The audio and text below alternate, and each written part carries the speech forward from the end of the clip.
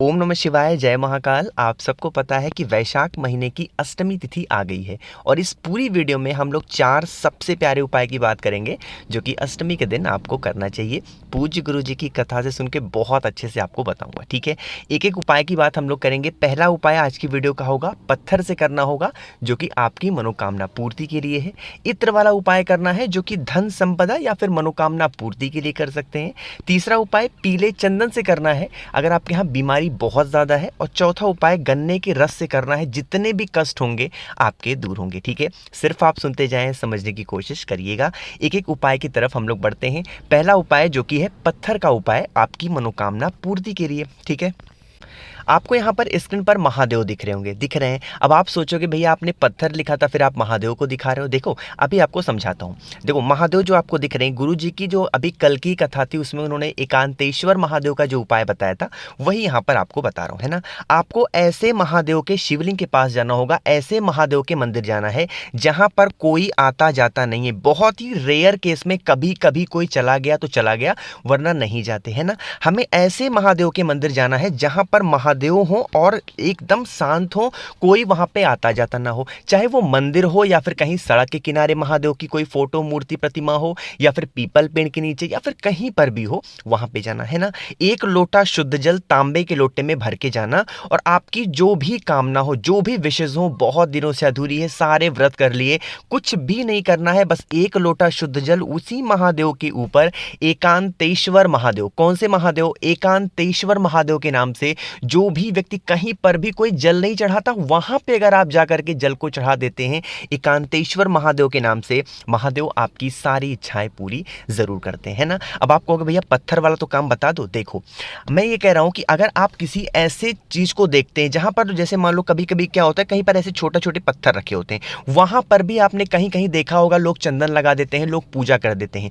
वो भी एकांतेश्वर महादेव का एक स्वरूप होगा, है ना। ऐसा नहीं कि वो पत्थर है तो कोई महादेव है ही नहीं, वो भी एकांतेश्वर महादेव का स्वरूप है। तो आपको कहीं पर भी अगर ऐसे पत्थर भी दिख जाते हैं तो भी एकांतेश्वर महादेव के नाम से जल को समर्पित कर दिया करिए, है ना। देखो अभी वीडियो खत्म नहीं हुई। जब आप जल को समर्पित कर दें, चाहे कहीं पे पत्थर हो या फिर आप कहीं पर महादेव हो अकेले में, वहां पे उसके बाद 2 मिनट तक बिल्कुल एकांत में, आपको कोई डिस्टर्ब करने वाला ना हो, महादेव को देखते देखते, आंखों को बंद बिल्कुल नहीं करना, महादेव को देखते देखते बहुत ही प्रेम से देखना, प्यार से देखना और आपकी जो भी विशेष हो, जो भी मनोकामना हो, महादेव से कह देना। एकांतेश्वर महादेव आपकी सारी इच्छाओं को पूरा जरूर करेंगे, ठीक है। पहला उपाय कितना ज्यादा आसान था, बस आपको एक लोटा जल ही चढ़ाना है एकांतेश्वर महादेव के नाम से, ठीक है। बात आई समझ में। चलो आगे बढ़ते हैं हम लोग दूसरे उपाय की तरफ, जो कि आपको इत्र का उपाय करना है, ना। इत्र से कैसे उपाय करोगे समझो।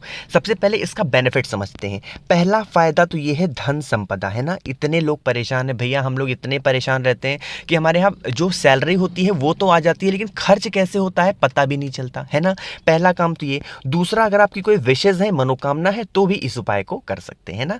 स्क्रीन पर आपको दिख रहा होगा, यहाँ पर बहुत सारी शीशियां दिख रही हैं, रंग बिरंगी, है ना। ये कोई परफ्यूम नहीं है, ये क्या है, इत्र है, जो कि पूजा पाठ में इस्तेमाल होती है। 5-10 रुपए में पूजा पाठ वाली शॉप पे बहुत आसानी से आपको मिलेगी, है ना। कोई से भी फ्लेवर की, कोई से भी सुगंधित की आप ले आना, है ना। उसको लेने के बाद आपको जरूरत होगी इस तरीके से बेलपत्र की। कहोगे भैया कितनी बेलपत्र चाहिए, तो आपको 5 बेलपत्र की जरूरत होगी, है ना। अब जो बताने जा रहा हूं उस चीज को समझिएगा। आपको इत्र लगाना होगा, है ना। जैसे यहाँ पे तो 3 ही बेलपत्र दिख रहा है ना, आपको 5 बेलपत्र लेने होंगे, ठीक। क्या करोगे, ये जो नीचे की डंडी दिख रही है, सिर्फ इसी नीचे की डंडी पर आपको 5 के 5 बेलपत्र पर उसी इत्र को लगाना होगा, महादेव का कोई सा भी नाम लेके, ठीक है। इत्र को लगा दिया 5 की 5 बेलपत्र पर, बिल्कुल नीचे डंडी में लगाना और कहीं पर भी लगाने की जरूरत बिल्कुल नहीं है, ठीक है। लगा दिया, उसके बाद इन 5 बेलपत्र को लेके पहुंच जाना, कहां पे जाना होगा, बेल पेड़ के नीचे। अगर इस उपाय को आप शाम के टाइम करते हैं तब तो बहुत अच्छी बात है, वरना सुबह भी कर सकते हैं, कोई दिक्कत नहीं, ठीक है। जो बताने जा रहा हूं उस चीज को समझिएगा। जो 5 बेलपत्र आपके पास में है ना, वह एक एक करके यहीं पर बेल पेड़ के नीचे आपको चढ़ाना होगा, लेकिन यहां पर 5 नाम भी आपको बोलने होंगे, है ना। वो 5 नाम कौन से हैं, वह है शिव पंचायत के 5 नाम। कहोगे भैया हमें शिव पंचायत के 5 नाम नहीं पता, जरा बता दो। देखो तो सुनो, आप चाहे तो नोट कर सकते हैं या फिर आप चाहे तो कहीं पे भी स्क्रीनशॉट ले सकते हैं। आप एक बेलपत्र लेना और किसका नाम लेके चढ़ाना होगा, जो शिव पंचायत है उनका पहला नाम, महादेव का स्मरण स्मरण करते हुए पहली बेलपत्र इत्र लगी हुई बेल पेड़ के नीचे समर्पित करना, ठीक है। दूसरी बेलपत्र आप समर्पित करोगे भगवान विष्णु के नाम से। शिव पंचायत में दूसरा नाम आता है भगवान विष्णु का, तो आप दूसरी बेलपत्र समर्पित करना। तीसरी बेलपत्र समर्पित करना माता दुर्गा के नाम से। किसके नाम से? माँ दुर्गा के नाम से तीसरी बेलपत्र समर्पित करना। चौथी बेलपत्र आपको समर्पित करनी होगी भगवान सूर्य के नाम से। किसके नाम से? भगवान सूर्य के नाम से। पांचवी बेलपत्र समर्पित कर दी, चौथी बेलपत्र समर्पित कर दी। उसके बाद जो पांचवी बेलपत्र आपके हाथ में है, भगवान गणेश का स्मरण करते हुए पांचवी बेलपत्र समर्पित करना। देखो, इसमें नाम आप आगे पीछे कर सकते हैं, कोई दिक्कत नहीं है। पहले आप भगवान गणेश का नाम ले सकते हैं, फिर माता दुर्गा की, मतलब आपकी इच्छा हो, बस नाम याद रखना। 5 नाम जो मैंने आपको बताए, उन 5 नामों से एक एक बेलपत्र यहीं बेल पेड़ के नीचे अपनी कामना कहते हुए समर्पित करना, ठीक है। समर्पित कर दिया। उसके बाद जो 5 बेलपत्र यहाँ पे आप समर्पित करोगे, उसके ऊपर आप अपना हाथ रखना, दाहिना हाथ यानी कि राइट हैंड रखना। आपकी जो भी इच्छा हो, चाहे धन से परेशान हो, चाहे मनोकामना नहीं पूरी हो रही है, उस कामना से अपना दाहिना हाथ रखना और बहुत ही प्रेम से शिव पंचायत से प्रार्थना करना कि इत्र वाला उपाय मैं कर रहा हूँ या फिर कर रही हूँ, मेरी ये दुविधा है, मेरी परेशानी है, आप मेरी इस कामना को पूरी करना, ठीक है। आपकी वो सारी इच्छाएं पूरी जरूर होंगी, ठीक। 2 उपाय की बात आपको समझ में आ गई होगी। तीसरे उपाय की तरफ हम लोग बढ़ते हैं, जो कि पीले चंदन से करना होगा अगर आपके यहाँ लोग बहुत ज़्यादा बीमार पड़ते हैं ना। कैसे करना है इस उपाय को अब बताऊंगा, लेकिन उससे पहले वीडियो को लाइक कर दीजिए। आवाज़ जो भी लोग पहली बार सुन रहे हैं, चैनल को सब्सक्राइब ज़रूर करिएगा, ठीक है। देखो ये उपाय आप बीमारी के लिए तो कर ही सकते हैं, साथ ही साथ अगर आपके आंखों की रोशनी वीक है, कमजोर है, आप चश्मा लगाते हैं तो भी इस उपाय को कर सकते हैं। दूसरा, अपनी इच्छा के लिए भी इस उपाय को कर सकते हैं, ठीक है। 3 कामों में इस इस्तेमाल कर सकते हैं। देखो स्क्रीन पर आपको दिख रहा होगा पीला चंदन। मैंने जानबूझ करके ये फोटो लगाई है ताकि आप लोग कंफ्यूज ना हो। यहाँ पर देखो एक मैंने फोटो लिया है जिसमें एक डिब्बी में लिखा हुआ है अष्टगंध। लोग परेशान रहते हैं, भैया हमारे यहाँ अष्टगंध है, पीला चंदन नहीं है। तो वो अष्टगंध जो होता है ना, वही पीला चंदन माना जाता है। बहुत रेयर केस में ऐसा होता है कि जहां पर आपको शुद्ध चंदन पीला मिल जाए, है ना। अगर शुद्ध पीला चंदन नहीं मिलता तो ये अष्टगंध जो मिलता है मार्केट में, वो भी आप इस्तेमाल कर सकते हैं, ठीक है। बात आई समझ में। उसके बाद क्या करोगे, आपको जरूरत होगी एक पीपल के पत्ते की। किसकी?